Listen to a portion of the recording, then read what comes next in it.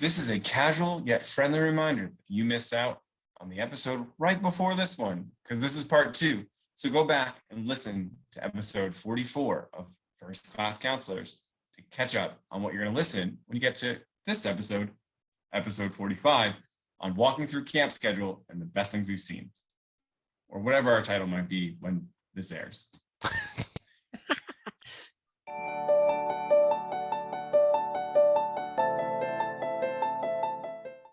Hello, Camp Pros. This is Oliver Gregan. My pronouns are he, him, Executive Director of YMCA Camp Winona in the Leon Springs, Florida. And my name is Matt Wilfrid. My pronouns are also he, him. I'm the executive producer of podcasting at Go Camp Pro, and you are listening to First Class Counselors. This is a series for camp directors to give to their counselors as they hire and prepare them for the upcoming summer. And blah, blah, blah. You listened to this in part 1, but you know that great camp directors know that great counselors have the most important job at camp, and their abilities make or break a camper's week, and they hold the keys to a camper coming back year after year. And that's why we do what we do here on First Class Counselors. Yeah, we cover one specific topic and cover the essentials as fast as we can. It's the need to knows. They can't go without. The fundamentals. The basics. And we're back for part 2, everybody. Last time we ran through the camp schedule from wake up to siesta, and now we're going to dive into the rest of the day. So siesta's over. Mail call just got finished off. We're heading out for activity number 2. So my advice here is, like Matt and I are right now, we're on time. We do not make any excuses for being late after siesta. Y'all just rested for an hour and a half or whatever it might be. Whatever your cabin rest period time is, be on time to your next activity. There's nothing more frustrating than being a person who is standing there going, what are they doing? Where are they? What is taking so long? They're coming from siesta. Nothing worse than waiting after siesta. It grinds my gears. Matt, what do you got? Knowing what grinds your gears, your director's gears, is a great just tip in general, and then just not doing that, because every director has their own thing. Okay. In activity 2, so in my first activity block, I talked about offering long group programs, ones that you do over a couple of days. For this one, I'll give you another kind of structure that even you can do as a counselor, even if your camp doesn't do this, is just making sure that there is some free choice available to kids and that they can choose what session they want to go to at a certain time. And this especially goes out to day camps or to camps that do cabin-based programming where they travel in their cabins. I know there's still some camps out there that do that. So giving kids some autonomy in what they want to do is a really powerful thing. And you can do this on a small scale. As a counselor, you can say to 2 other cabins that have counselors in them, and you can say, hey, during this session block on this day, do you want to do a free choice thing where our campers can choose which activity they want to go to that we are going to run? You don't want to involve the program staff in this. So it's not like rock wall, waterfront, and another like equestrian stuff, like any kind of specialty things that require specialty equipment or staff. It's things that you can do as a counselor. So maybe you're trained in archery and you can lead an archery session, or maybe this is your opportunity to go back again and listen to our Planning Perfect Programs episode and do something you're passionate about, and let the kids come and sign up for those. If you're going to do that, a couple of pro tips: do it more than once in case one of the things is super popular and kids want to go to. There's not enough space for kids to go to it, or they can do it more than once if there's 2 activities they're super excited about, or just give kids a heads up ahead of time of what the activities are going to be, and you can do your own little pre-sign up, which is what a lot of camps do on a bigger scale when it comes to their free choice program. But the idea behind giving kids choice, like we've said many times on the podcast, is that it helps with their behavior because they are choosing where they want to go, and therefore they have a bit more autonomy and stake in the session that they're at. So their behavior goes down because you're not forcing them to be somewhere they don't want to be. No, that's great advice. After we finish activity 2, we go to our snack time. So here at camp, they sometimes can go to the trading post if it's their assigned time to go to the trading post, or they're getting their snack kind of handed out to them. And we do pre-orders with our snacks. So all of our kids at the beginning of the week write down what they want from their snacks, and then a leadership staff member fills it out each day. So they fill a little bucket, and the bucket goes to the campers. They get their snack. So explaining how our snack works, I think, is important because it lets you know that with snack, there's trash, right? People are going to eat an apple and there's going to be an apple core on the ground, or orange peels, or it might be like a candy day and all of a sudden there's a bunch of Snicker wrappers or Capri Sun packets all over the place. So it's really important for you as a counselor to make sure that that trash is getting picked up, but also for your campers, that they're part of that cleanup process. I know that I've talked about bendos on this show before, so it's all about bending over to pick it up. So we call them bendos because it's fun to do. It's an activity, and you can collect bendos for points and all this kind of stuff. So make that part of snack is that campers know they got to clean up afterwards, and that they check an area after they finish snack times, right? You call everybody in, you're like, all right, we're gonna head to our next activity. As we're heading out, everyone, please make sure to pick up 2 bendos as we leave. So we leave it cleaner than we arrived, which is always great. And I think that's just an awesome way to teach responsibility. Do it, clean up after snack. And a real shout out to some old staff members of mine who once upon a time took this really to heart, and they got another trash can, and one trash can was for compost and the other was for non-combustible trash, whatever I'm trying to say, can't do it. So then they started getting campers involved in dividing the 2 different types of trash so that it could be recycled or composted or thrown to where it needed to be. And it was just so awesome because it started in session 1, the second or third week of camp, and then it continued for the entirety of summer, which was amazing. It didn't stick with just that one session, so it was great. Cool. I talk about all the episodes that we could do, but things that have started a movement at camp, right? In last episode, I shared about the Team Gagaball kind of thing, but recycling movements started at camp is totally a fun thing. That's brilliant. Hats off to them. In my experience with snack time, our snack, we didn't have a trading poster where kids could get candy and stuff. It was usually just the kitchen staff would make something, as easy as frozen grapes, or there's a fruit bowl out. And snack was kind of a chill experience where people were just, getting what they needed. And then there was some milling around time. Again, we try not to put too much structure into it, but it was about, 15 to 20 minutes on most days. So for me as a counselor, that was a great opportunity where I would do one-on-one check-ins with campers. And that is an opportunity where I told campers that it was happening, and I made up a little schedule and let them choose their time. And so they knew, okay, Wednesday snack, that's my check-in time with E.G.E.L, and we're going to just see how the day's going. I have some standard questions that I ask. What's your energy level like? How are you doing? Who's someone you really got to know this week? What are you grateful for? Just some small little things to make sure that I'm making some one-on-one time with campers, because I find that when I was a counselor, I didn't do that enough. That's something I wish that I did more. When our camp sessions were only a week long, it felt so fast that I never really felt like I got to, sometimes it felt like I didn't really get to intimately know a camper on a level that I wanted to. So leveraging times like snack time or free time or transitions to run some one-on-one check-ins can be a really powerful way to help show a camper that you really care about them and that they are cared for at camp, which is, we know, is really critical for some kids. Okay. Yeah. Getting those check-ins with campers is really important. I know we always try to do it with staff, but getting a one-on-one check-in with camper time, that's just as important. And it's almost the same thing that we see when we say get your one-on-one check-ins with staff members that we always struggle for. So I think that is a great point, Matt. Talking about those connections, though, we're going to head to our cabin challenge of the day. So with us here at Camp Winona, this is an activity that is designed so that the cabin is together as a group. Instead of getting split and going amongst camp. So we do both, where they get that free choice activity they get to do, but also these cabin challenges. And because of that focus, I say, this is a little bit strange, but avoid inter-cabin competition. So don't set your campers all the time in a competition with each other, right? So you don't have to do a basketball game that's 2 against 2 or one side of the cabin versus the other side of the cabin, because you're pitting them against each other.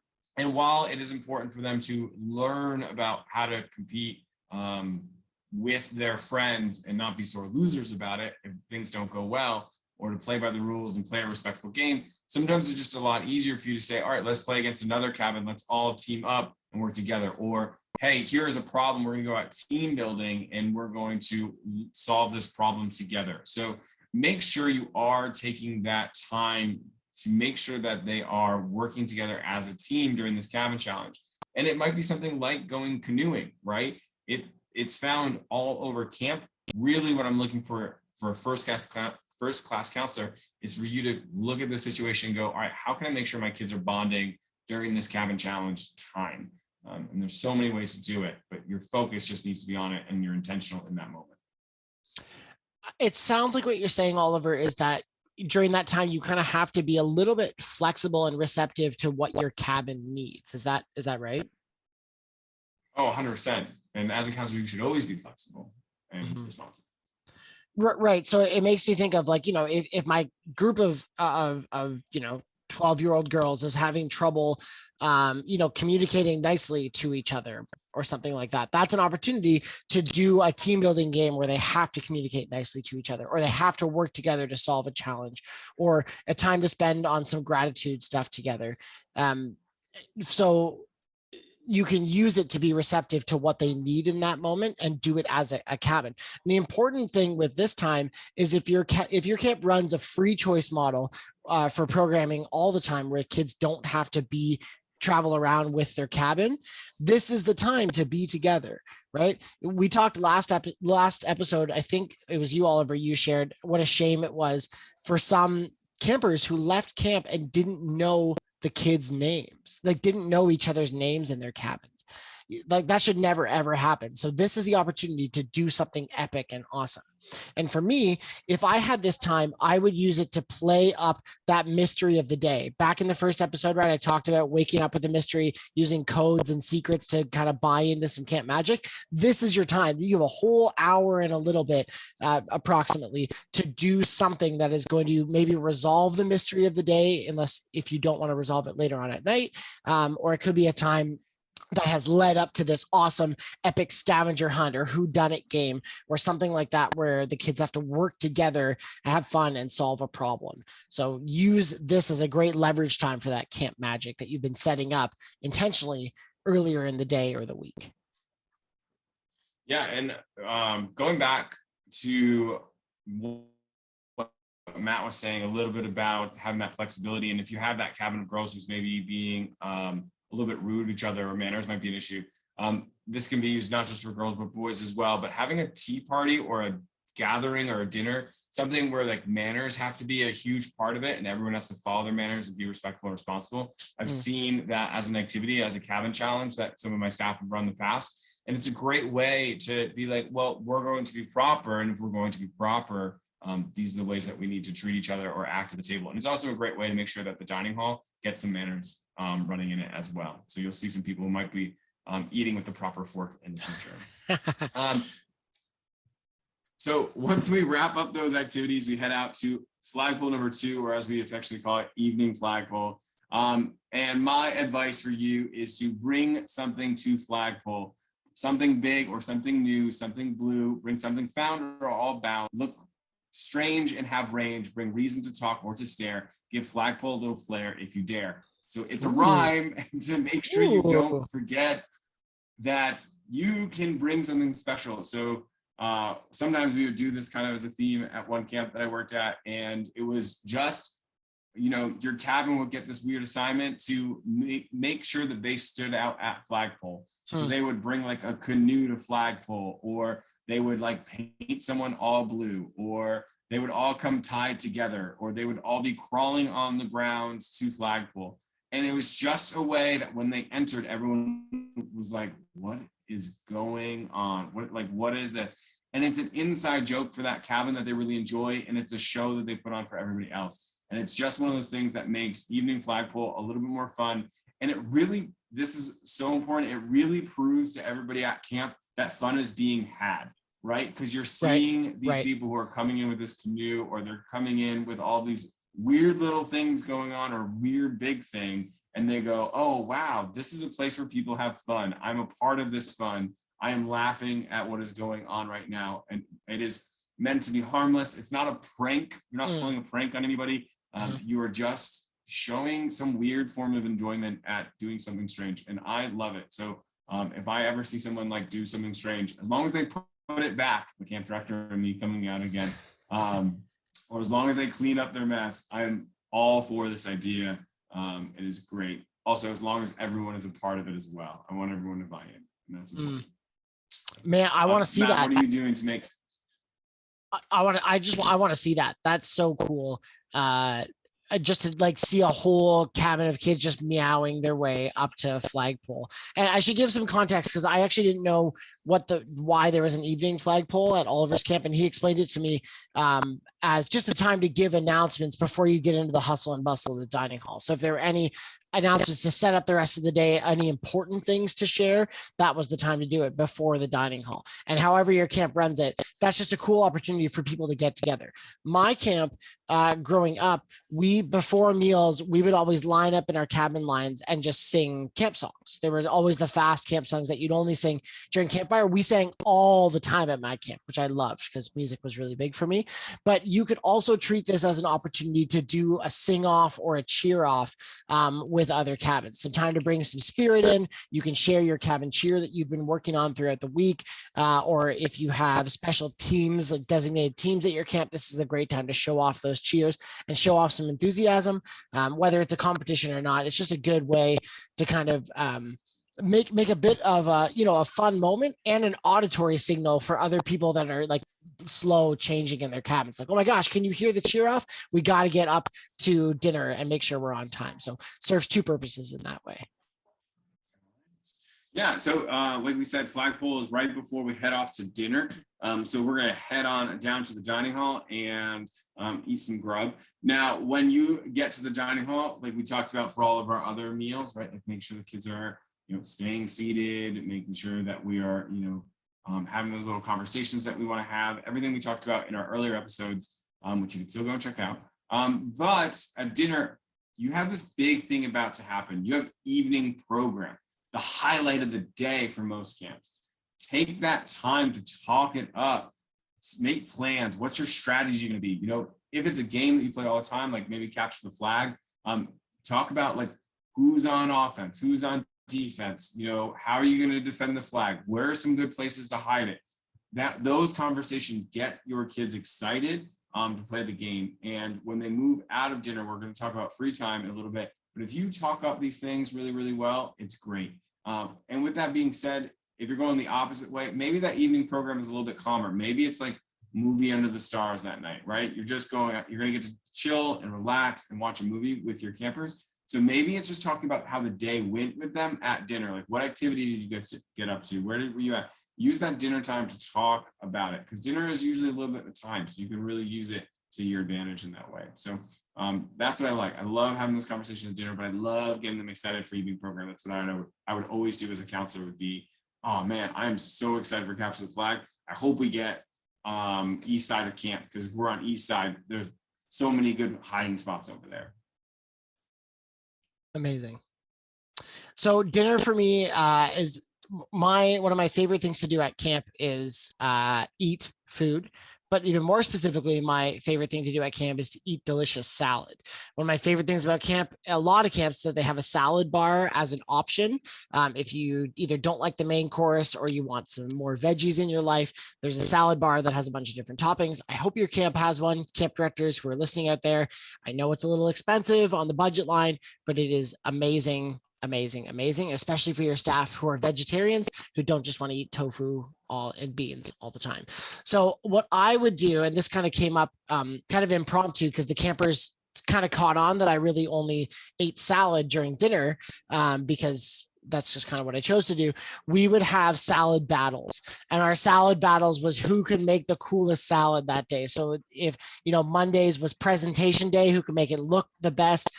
Day 2 was like who had the perfect salad dressing to salad ratio, just fun different ways to, and it encourages kids to eat their veggies.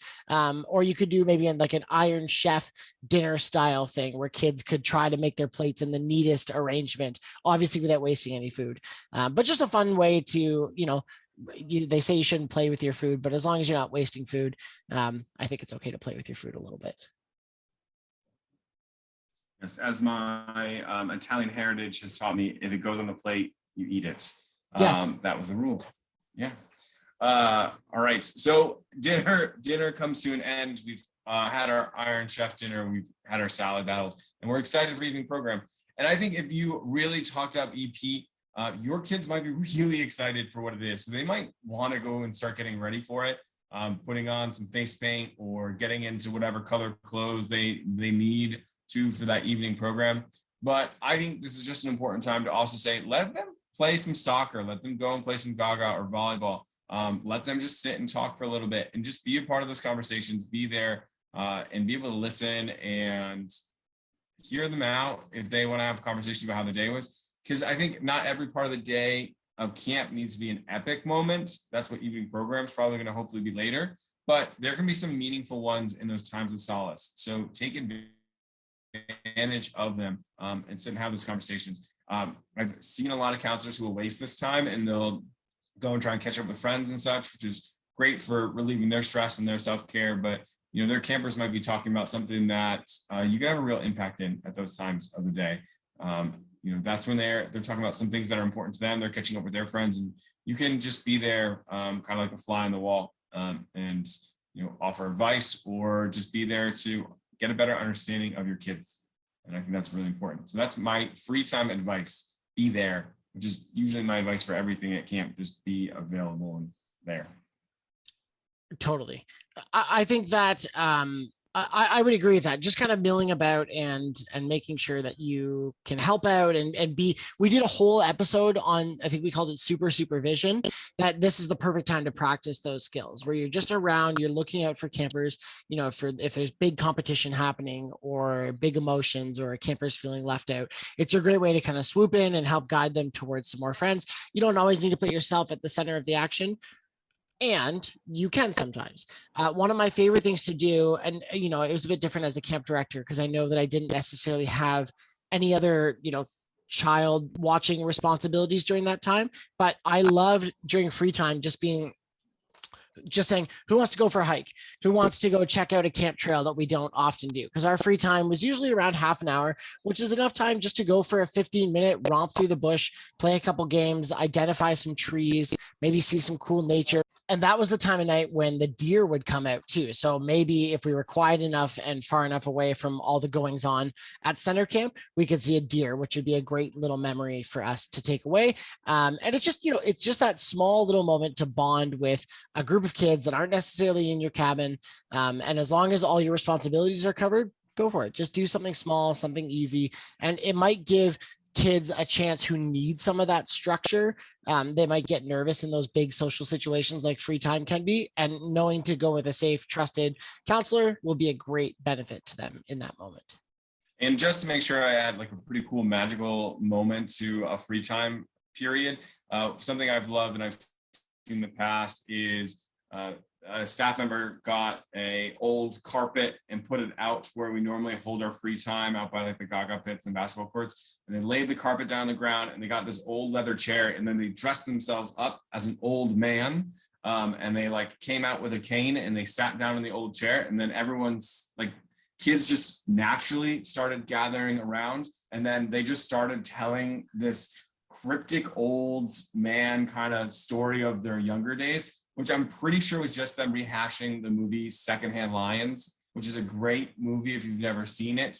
But it was just really funny because no one saw it coming, no one expected it, and it was just kind of there when we came down for free time. So that's a cool, magical moment that you can do, and they can tell that story and keep some of the kids entertained for that, 30 minutes that free time's happening before evening program. And then the great thing is, because all those kids are focused on that one counselor who has them, all focused in on the story, when it comes time to end, they just go, and that's time for me to go to bed. I'll see you all in the morning. And then they just kind of like stand up and start to cane walk away. And then the counselors can come in and gather all the kids and send them to the evening program or whatever it might be. So, or the old person gets up after telling the story and goes and plays basketball like a young person and just shocks all the kids. That's option number 2. So With that being said, though, we're going to go into the evening program, and I'm going to become a lot less fun on this one. And it's just simply listen to the rules. There's nothing. You explain the rules 15 times as a leadership person, and kids keep raising their hands and asking more questions. But at that point, the counselor understands, like you understand what the rules are, but you're still letting your kid ask 15 questions because you have that kid in your cabin who asks 15 questions. So the whole camp is now getting held up on the start of evening program, or your kids are like talking about the game like while they're trying to explain the rules and now no one can hear. Simply just walk over, sit next to your kids, or call one over to you. Like just do this little like hand motions and get them separated from each other so that everyone can focus on what the rules are. Please, please, please do that. And then if your kid is raising their hand, but you understand the rules, just, walk over, get them to put their hand down and just like, don't worry, I understand the rules. I'll explain to you in a moment when everybody else is done. It will make camp so much more fun, I swear, when the leadership staff member who may be in character and standing in front of all of camp isn't answering a bunch of questions about the rules of the game, right? So try and keep that stuff off to the side so you can explain that tactfully, or just wait till they're finished, right? And everyone's getting organized and ready to start the game. And then you can go over and kind of ask your question and get clarification on what the rules might be. Don't be overly competitive. Remember, it is still just a game, okay? You can be overly into the game and excited and playing a character or playing your part or getting your campers into it. But competitiveness, like my cabin has to win. Oh, if I'm a leadership staff member, I'm docking you points there on like good sportsmanship right away. So that's what we're looking for from our counselors, is that ability to just listen to the rules. Listen to the rules. Matt, what do you got? Dude, that listen to the rules one is so important. As a counselor, I often say that your job is to be the best audience member, right? Be the example of what an ideal listener would look like. And then because you're a super cool first class counselor, kids will follow suit. Some kids won't, and you'll have to remind them, but some kids will follow suit just because you're so cool. During evening program, again, this kind of ties into being the example. I loved evening program as a counselor because it was my chance to run around in the woods and chase after kids, or I could run really fast and be competitive and be pretty hardcore about the game. And I learned over the years to be contextually competitive and contextually hardcore about the game. So you want to make sure that you are showing kids what it looks like to be super invested and into the game, and be competitive, but doing it in a way that doesn't ruin the experience for others. So you are not winning the game of capture the flag. You can help kids and do some strategizing and stuff like that, but let them lead. And you can be competitive. And if that means, being a little goofy with a friend that you're never going to get me or something like that, as long as you're not being a jerk or breaking any of how you speak to each other at camp conduct rules, it's great to really get into it because, again, you show them the level that you want them to get to, and you help them kind of get there just through your example. So be the example of enthusiasm, but be conscious about how you do that. Now we're going to start talking a little bit about going into those evenings after evening program. And we have a whole episode that is just dedicated to pretty much putting campers to bed. So please go and listen to that, because there's even more advice on these topics right there. So with that being said, we wrap up our evening program and we're going back to the cabins. And one of the big events that we have in cabin, and we put it on the schedule, it's that important for us here at Camp Winona, is we have a cabin chat. It has to happen every single day.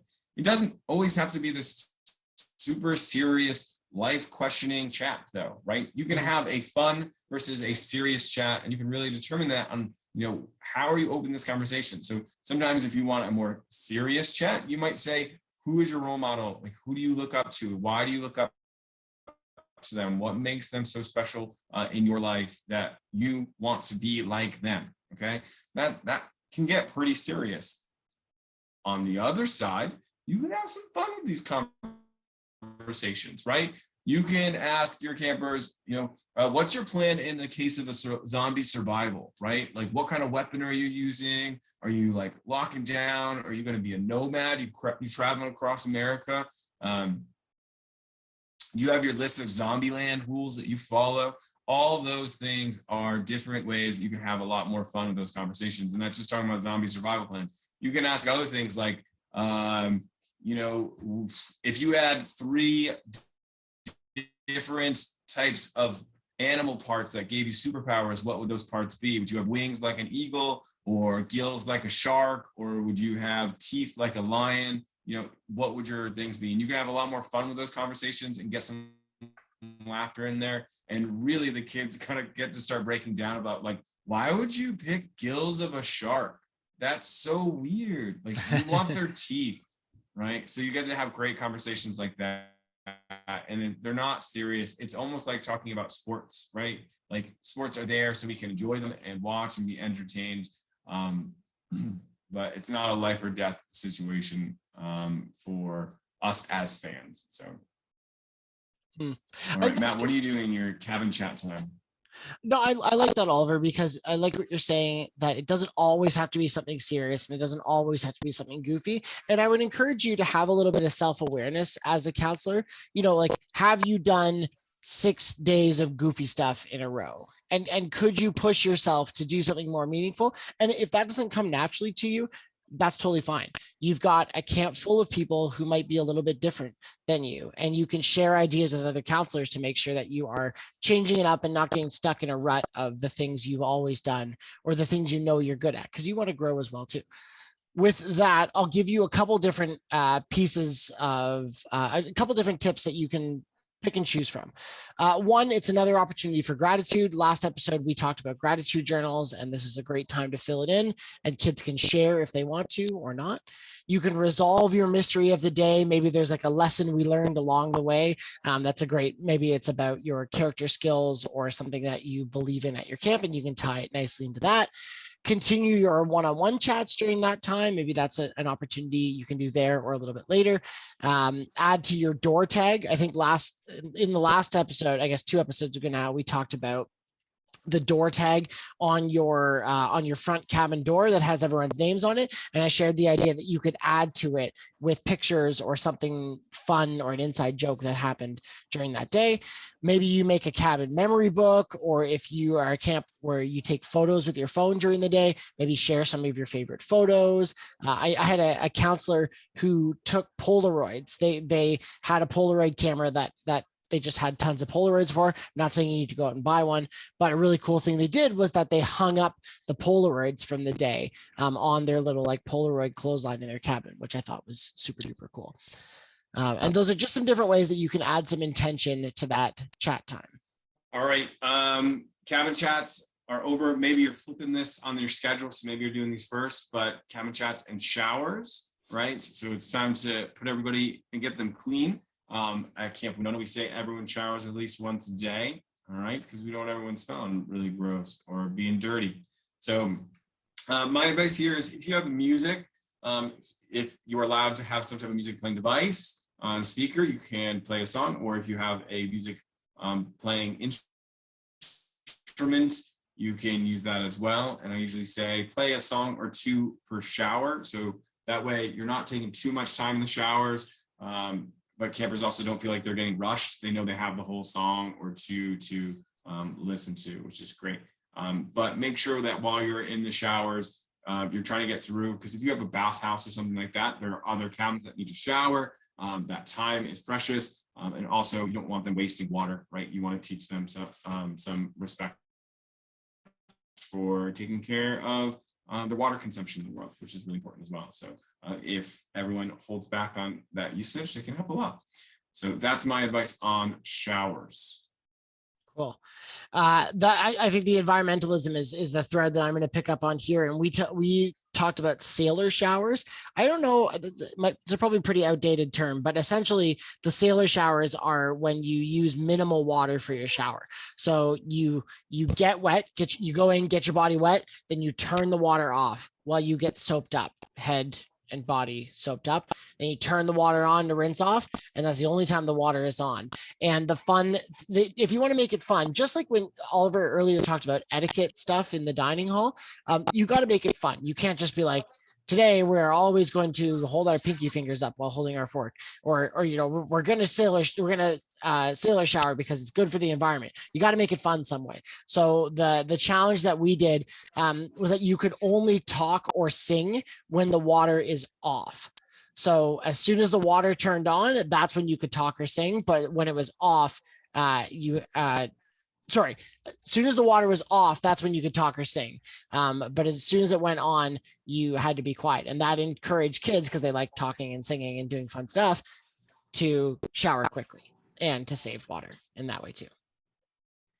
You've inspired me to print off the lyrics to all those super popular sea shanty songs that have been on like TikTok and stuff. Put those up in the shower, and then when the kids are in the shower, they sing the sea shanty songs out loud, which I think would be a lot of fun. It just seems to fit really well. Yep. All right. But showers are done, cabin chats are over. It is time to quiet down in the cabin. So sometimes this has some flashlight time into it. Sometimes we're going straight to bed afterwards because we already had a little bit of flashlight time. But this is that little bit where campers are getting into the bunk and they're going to relax at the end of the night. So this is what I say you can do is tuck each camper in. That means you're going to go around to each bunk. You don't actually have to tuck them in, but you're going to check in with them, right? You might say, thank you for, your behavior at this point in the day, or it might be sharing a memory with them that you had, right? Like, oh man, that fish you caught today in the lake was incredible. Nothing was huge.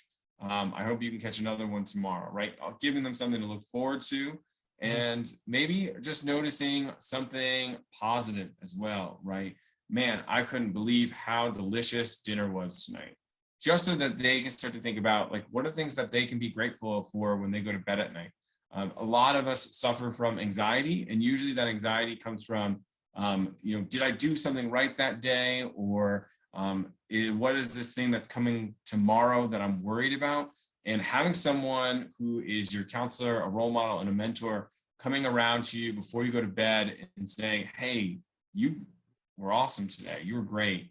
We don't need to worry about that tomorrow. Or that thing that we're going to do tomorrow, we're all going to do together. You have help. Those will help so much with some camper who might be struggling with anxiety before they go to bed. And really, I'm thinking about it right now. Maybe we'll put it in the show notes, but some type of acronym so you can be like, all right, cool. What do I need to think about when it's time for me to say goodnight to all my campers? A little quick, like, what are my letters? So maybe I'll check the show notes. There might be a surprise waiting for you. I'm inspired to make a staff training. So Matt, what are you doing with your quiet hours? Well, Oliver, can I give you an acronym that one of the friends of the Go Camp Pro podcast teaches us? Of course.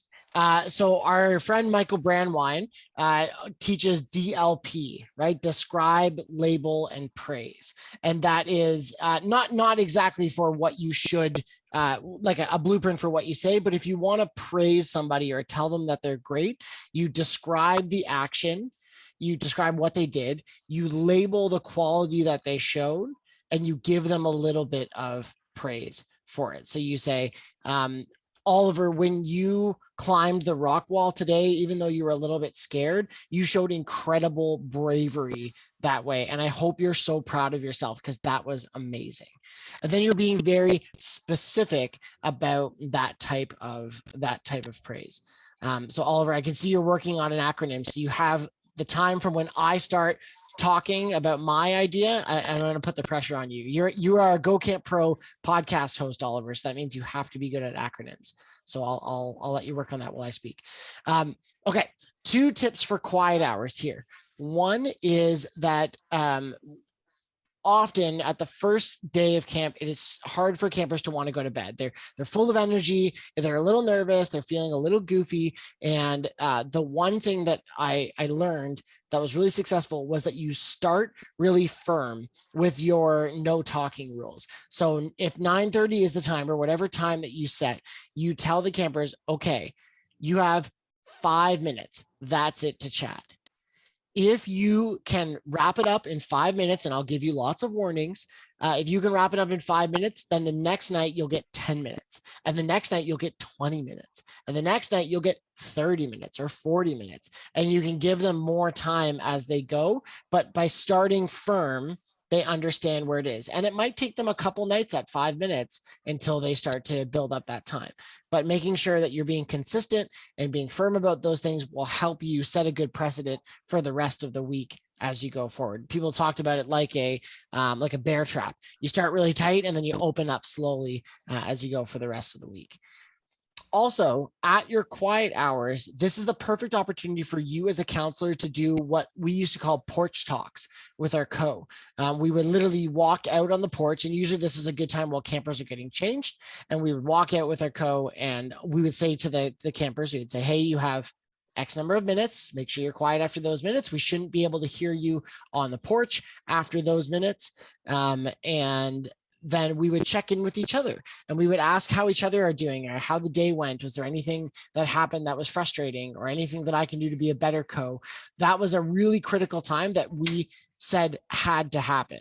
So every counselor every night was checking in with their co-counselor, or if they were in a group of 3, they were checking with the group of 3, or if for some reason they were on their own, they'd be checking in with a director or something like that, so that before the night passes, that they have a chance to either get something off their chest or unpack something that they need to, so they're not going to bed feeling anxious or crappy about something that happened during the day.